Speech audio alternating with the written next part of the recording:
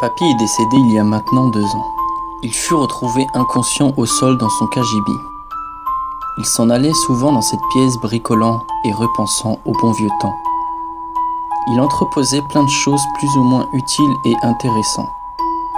C'est mamie qui le découvrit ce jour-là, alors qu'elle venait le chercher comme chaque midi pour le déjeuner.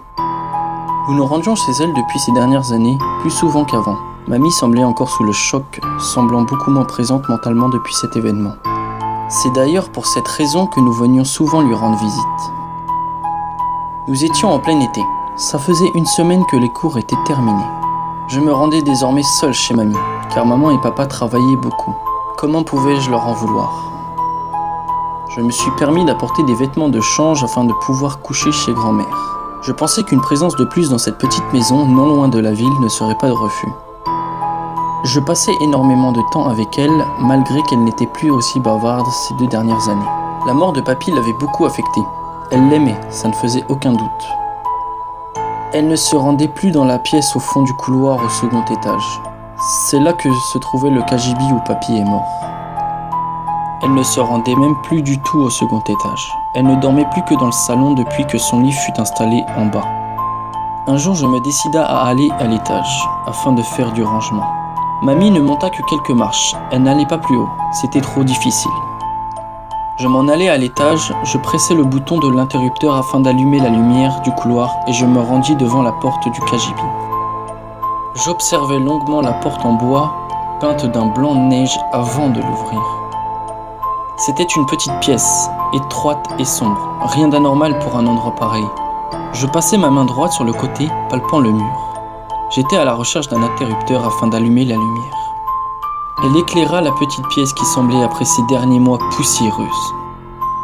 J'observais lentement chaque objet entreposé. Cette salle n'avait pas été touchée depuis 2 ans. Ma grand-mère n'avait rien touché après le départ des pompiers. Après plusieurs minutes d'observation, je me mis enfin à ranger, attrapant chaque objet les uns après les autres avant de les déposer dans un sac que j'avais amené. Il y avait de tout et n'importe quoi dans cette pièce, vraiment de tout. Jouets pour enfants, outils, des livres, des photos de souvenirs, beaucoup de choses. Alors que je rangeais toutes ces bricoles dans mon sac, je fus attiré par un bruit provenant du fond de la pièce. Ce bruit, c'était simplement un grésillement en continu, peu fort. Il cessa. Je me suis dit que j'avais sûrement rêvé. Je me remis au travail. « Ne t'approche pas, ne t'approche pas », fit une voix qui provenait toujours du même endroit. Cette fois, je me retournai. Je n'étais pas fou. Je m'approchai lentement. Je vis un poste de radio. « Ne t'approche pas », c'est ce que cette voix répétait à plusieurs reprises sur un grésillement en continu. Cette voix m'était familière, très familière. Malgré la mauvaise qualité du son et le volume assez faible, je pus distinguer la voix de mon grand-père. « Ne touche à rien et va-t'en ». Je fixai longuement cet appareil qui semblait assez ancien. Je fus très vite intrigué par cette prise au mur. C'était la seule prise de la pièce. La seule prise de la pièce. Comment est-ce que pouvait fonctionner cet appareil sans que le câble ne soit branché à aucun courant ? « Je t'ai dit de t'en aller, Jordan. Va-t'en. » Cette fois, c'en était trop. Je fis un bond en arrière.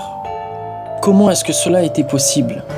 Et même si l'appareil fonctionnait à pile, ce que j'en doute, comment est-ce que mon prénom put sortir de la bouche de mon grand-père décédé ?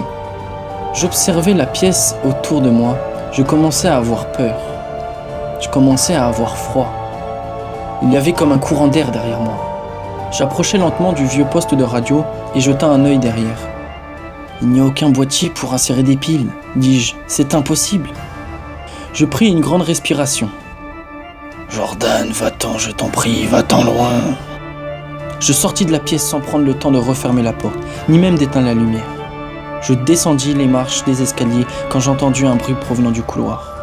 C'est seulement lorsque j'ai tourné ma tête que je vis ma grand-mère s'avancer lentement vers le cagibi. Elle qui n'avait pas remis les pieds au 2e étage depuis des années.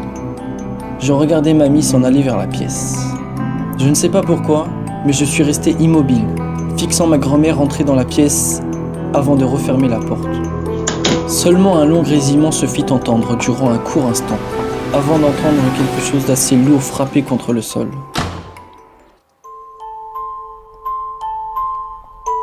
Mamie fut emmenée par les pompiers quelques minutes après que j'eus composé leur numéro.